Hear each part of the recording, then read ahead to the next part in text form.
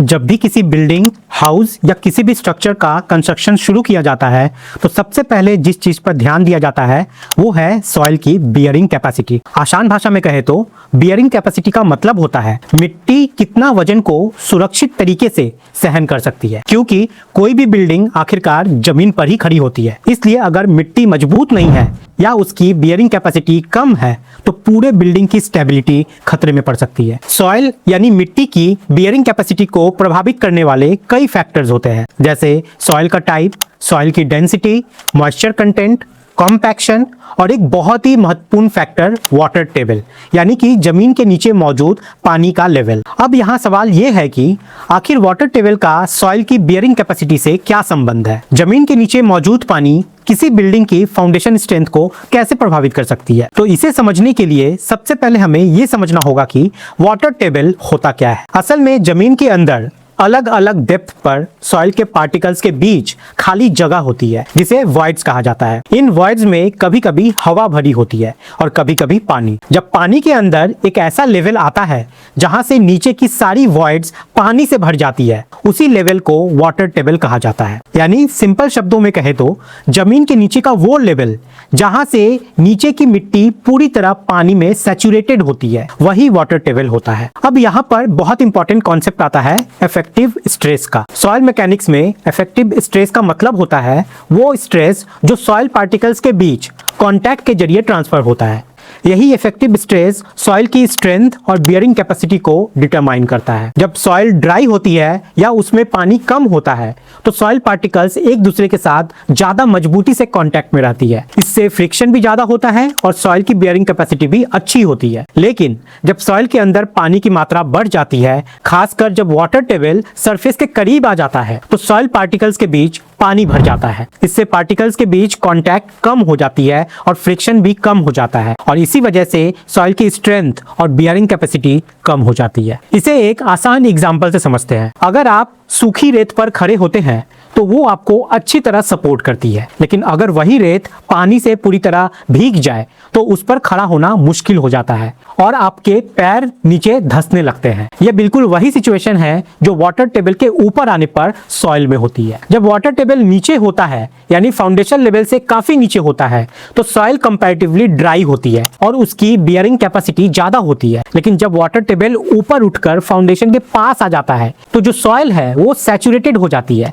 और उसकी स्ट्रेंथ जो है वो कम हो जाती है और इसका सीधा असर फाउंडेशन डिजाइन पर पड़ता है। इसी वजह से जब भी किसी बिल्डिंग का डिजाइन किया जाता है तो इंजीनियर्स सॉइल इन्वेस्टिगेशन करते हैं। इसमें बोर होल ड्रिलिंग करके ये पता लगाया जाता है कि सॉइल किस टाइप का है, उसकी बियरिंग कैपेसिटी कितनी है और वाटर टेबल किस डेप्थ पर मौजूद है। कई बार ऐसा होता है कि बारिश के मौसम में वाटर टेबल ऊपर आ जाता है और गर्मियों में नीचे चला जाता है। इसलिए सॉइल टेस्टिंग के दौरान इंजीनियर्स सीजनल वेरिएशन को भी बहुत ज्यादा ध्यान में रखते हैं। चलिए अब एक और इंटरेस्टिंग बात समझते हैं। जब सॉइल सैचुरेटेड हो जाती है तो सिर्फ फ्रिक्शन ही कम नहीं होता बल्कि सॉइल का यूनिट वेट भी बदल जाता है। नॉर्मली ड्राई सॉइल का यूनिट वेट अलग होता है और सैचुरेटेड सॉइल का अलग। जब सॉइल पानी से भर जाती है तो उसका इफेक्टिव यूनिट वेट कम हो जाता है, क्योंकि जो पानी होती है वो बॉयंसी इफेक्ट को पैदा करती है। बॉयंसी इफेक्ट का मतलब होता है कि पानी सॉइल पार्टिकल्स के वजन को थोड़ा सपोर्ट करने लगता है। इससे सॉइल पार्टिकल्स के बीच कांटेक्ट प्रेशर कम हो जाता है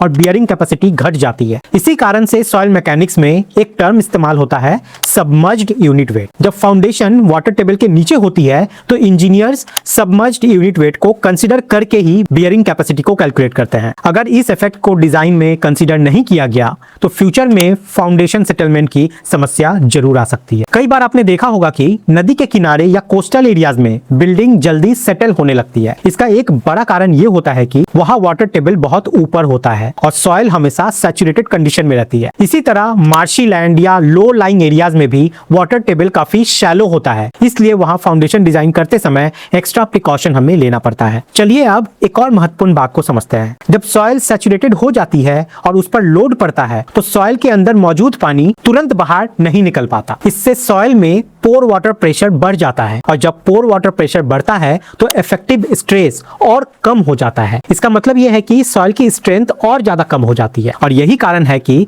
सॉफ्ट क्ले सॉइल में सेटलमेंट की समस्या ज्यादा देखने को मिलती है, क्योंकि क्ले सॉइल में पानी धीरे धीरे बाहर निकलता है, जिससे कंसोलिडेशन सेटलमेंट लंबे समय तक चलता रहता है। ग्राउंड वाटर कई बार फाउंडेशन डिजाइन, कंस्ट्रक्शन प्रोसेस और बिल्डिंग की लॉन्ग टर्म स्टेबिलिटी को भी प्रभावित करता है। जब इंजीनियर्स किसी साइट की सॉइल इन्वेस्टिगेशन करते हैं और उन्हें पता चलता है कि वाटर टेबल काफी ऊपर है, तो उन्हें फाउंडेशन डिजाइन में कई बदलाव करने पड़ते हैं। अगर वाटर टेबल बहुत शैलो हो, यानी जमीन के सरफेस के करीब हो, तो सामान्य शैलो फाउंडेशन जैसे आइसोलेटेड फुटिंग या स्ट्रिप फाउंडेशन का इस्तेमाल करना कई बार रिस्की हो सकता है। ऐसे सिचुएशन में इंजीनियर्स अक्सर रैफ्ट फाउंडेशन या पाइल फाउंडेशन का इस्तेमाल करते हैं। पाइल फाउंडेशन में लोड को जमीन के ऊपर वाले कमजोर सॉइल लेयर से नीचे के मजबूत सॉइल या रॉक लेयर तक ट्रांसफर किया जाता है। इससे वाटर टेबल का असर कम हो जाता है और बिल्डिंग ज्यादा स्टेबल रहती है। अब बात करते हैं कंस्ट्रक्शन फेज की। जब एक्सकवेशन किया जाता है और फाउंडेशन लेवल वाटर टेबल से नीचे चला जाता है, तो एक्सकवेशन पिट में पानी भरने लगता है। इससे कंस्ट्रक्शन करना मुश्किल हो जाता है। फिर इस समस्या को हल करने के लिए इंजीनियर्स डी वाटरिंग टेक्निक्स का इस्तेमाल करते हैं। डी वाटरिंग का मतलब होता है एक्सकवेशन एरिया से ग्राउंड वाटर को टेम्पररी रिमूव करना, ताकि कंस्ट्रक्शन आसानी से किया जा सके। इसके लिए कई मेथड्स इस्तेमाल किए जाते हैं, जैसे well point system, deep wells, sump pumping इत्यादि। वेल पॉइंट सिस्टम की बात करें तो इसमें एक्सकवेशन के दौरान आसपास कई छोटे छोटे पाइप्स लगाए जाते हैं, जो पंप्स के जरिए ग्राउंड वाटर को बाहर निकालते हैं। इससे वाटर टेबल टेम्पररी नीचे चला जाता है और कंस्ट्रक्शन ड्राई कंडीशन में किया जा सकता है। लेकिन अगर डीवाटरिंग सही तरीके से नहीं किया गया तो आसपास के जमीन भी सेटल हो सकते हैं, जिससे नियर बाई जो आसपास की बिल्डिंग्स है उनको नुकसान पहुंच सकता है। इसलिए ये काम बहुत केयरफुली किया जाता है। अब यहाँ एक और महत्वपूर्ण समस्या आती है अपलिफ्ट प्रेशर का। जब वाटर टेबल फाउंडेशन के नीचे होता है तो ग्राउंड वाटर अपवर्ड प्रेशर डाल सकता है। ये प्रेशर जो होता है फाउंडेशन स्लैब को ऊपर की तरफ धकेलने की कोशिश करता है। अगर फाउंडेशन का सेल्फ वेट और बिल्डिंग लोड इस अपलिफ्ट प्रेशर से कम हो जाए तो ये फाउंडेशन स्लैब में क्रैक्स आ सकते हैं और ये फाउंडेशन ऊपर की तरफ भी उठ सकता है। इसी वजह से बेसमेंट कंस्ट्रक्शन के दौरान इंजीनियर्स अपलिफ्ट प्रेशर को जरूर कैलकुलेट करते हैं और फाउंडेशन स्लैब को इतना मजबूत बनाते हैं कि वो इस प्रेशर को सेफली रेजिस्ट कर सके। कई बार तो बेसमेंट स्ट्रक्चर में प्रेशर रिलीफ वाल्व या ड्रेनेज सिस्टम भी लगाए जाते हैं, ताकि ग्राउंड वाटर प्रेशर कम किया जा सके। अब बात करते हैं सॉइल इरोशन और सीपेज की। जब ग्राउंड वाटर लगातार फ्लो करता रहता है तो कई बार सॉइल पार्टिकल्स को भी उसके साथ बहा कर ले जाता है, और इसे ही सीपेज कहा जाता है। अगर सीपेज ज्यादा हो जाए तो फाउंडेशन के नीचे की सॉइल धीरे धीरे कमजोर होने लगती है। इससे बिल्डिंग में सेटलमेंट या टिल्टिंग की समस्या आ सकती है। इसलिए डैम्स, रिटेनिंग वॉल्स और बेसमेंट स्ट्रक्चर में सीपेज कंट्रोल के लिए स्पेशल ड्रेनेज सिस्टम और फिल्टर्स लगाए जाते हैं। अब यहाँ एक प्रैक्टिकल बात समझते हैं, जो अक्सर रेसिडेंशियल कंस्ट्रक्शन में भी देखी जाती है। कई बार लोग प्लॉट खरीदते समय ये ध्यान ही नहीं देते हैं कि उस एरिया में वाटर टेबल कितने ऊपर है। बाद में जब फाउंडेशन एक्सकवेशन किया जाता है तो पता चलता है कि 5 या 6 फीट की डेप्थ पर ही पानी आ गया। अब ऐसी सिचुएशन में कंस्ट्रक्शन कॉस्ट अचानक से बढ़ जाती है, क्योंकि डीवाटरिंग, वाटरप्रूफिंग और फाउंडेशन डिजाइन में एक्स्ट्रा मेजर्स लेने पड़ते हैं। और इसी वजह से एक्सपीरियंस सिविल इंजीनियर्स हमेशा सलाह देते हैं कि प्लॉट खरीदने से पहले सॉइल टेस्ट और ग्राउंड वाटर लेवल जरूर चेक कर लेना चाहिए। अब अगर हम पूरी चर्चा को सिंपल शब्दों में समराइज करें तो वाटर टेबल सॉइल की बियरिंग कैपेसिटी को मुख्य रूप से 3 तरीके से प्रभावित करता है। पहला, सॉइल पार्टिकल्स के बीच फ्रिक्शन कम करके। दूसरा, बायोन्सी इफेक्ट के कारण इफेक्टिव स्ट्रेस को कम करके। और तीसरा, पोर वाटर प्रेशर बढ़ने से सॉइल स्ट्रेंथ जो घट जाती है उसकी वजह से। इन तीनों कारणों से सॉइल की लोड कैरिंग कैपेसिटी कम हो जा सकती है, तो इसका आपको खास ध्यान रखना है। जब फाउंडेशन डिजाइन किया जाता है तब इंजीनियर्स हमेशा वाटर टेबल को ध्यान में रखते हैं और उसी के हिसाब से सेफ बियरिंग कैपेसिटी कैलकुलेट करते हैं, क्योंकि अगर ग्राउंड वाटर इफेक्ट को इग्नोर कर दिया गया तो भविष्य में फाउंडेशन सेटलमेंट, क्रैक्स और स्ट्रक्चरल डैमेज जैसी गंभीर समस्याएं पैदा हो सकती है। तो दोस्तों, कंस्ट्रक्शन फील्ड में एक छोटी सी दिखने वाली चीज यानी जमीन के नीचे मौजूद पानी एक्चुअली पूरी बिल्डिंग की स्टेबिलिटी को प्रभावित कर सकती है। इसलिए सिविल इंजीनियरिंग में सॉइल मैकेनिक्स और ग्राउंड वाटर बिहेवियर को समझना बेहद जरूरी होता है, क्योंकि